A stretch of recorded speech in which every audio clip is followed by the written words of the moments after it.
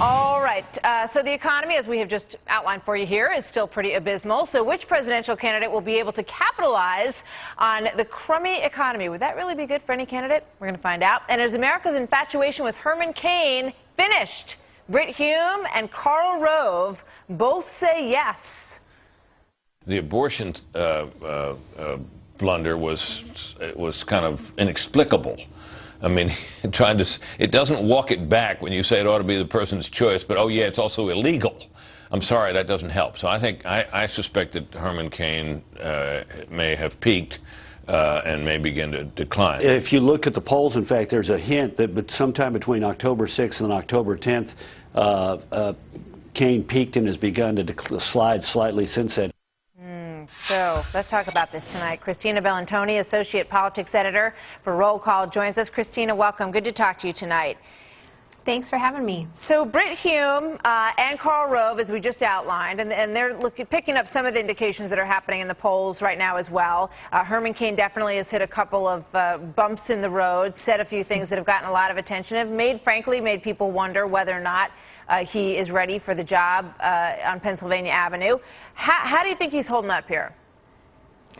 Well, I think because he's now entered, what you might call the top tier of candidates, he's getting top tier style scrutiny, both from voters and, of course, from the press. And so I think, that inevitably brings a lot more focus on books that he's written, things that he said previously, holes in his 999 tax plan, certainly scrutinizing his positions on key issues for social conservatives who do play a large part in this nominating process. So that's really what's happening here. Now, does that mean his candidacy is finished? Of course not. You've got more than 70 days until the Iowa caucus here, so I think that you're going to really see a lot of fluctuation among some of these top candidates, but certainly he's getting a closer look from everybody. Yeah, indeed he is. And let's talk a little bit about Iowa, because a lot of folks have their sights set on Iowa right now, and it's still really a very open situation for folks in Iowa. I mean, Herman Cain says he's getting more serious about Iowa and that he's staffing up there and wants to spend more time there. Romney looking at Iowa also and saying, we sort of said we didn't need Iowa, but maybe we can do Iowa. And what about Bachmann? How are people looking there?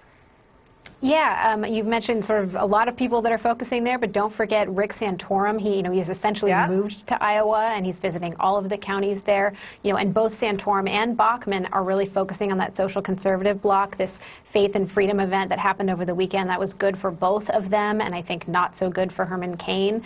And as you mentioned with Romney, really he's had this sort of New Hampshire strategy, but being the national frontrunner, if he can do okay in Iowa, that's going to help him a little bit as he tries to make this happen. Now, the person we haven't mentioned, of course, is Rick Perry, who really needs to win Iowa if he wants to make something happen. That's not just the conventional wisdom. That's very true, because this is a state where it really can launch your candidacy into the stratosphere, or it can really sink your candidacy. I mean, Fred Thompson saw that in 2008.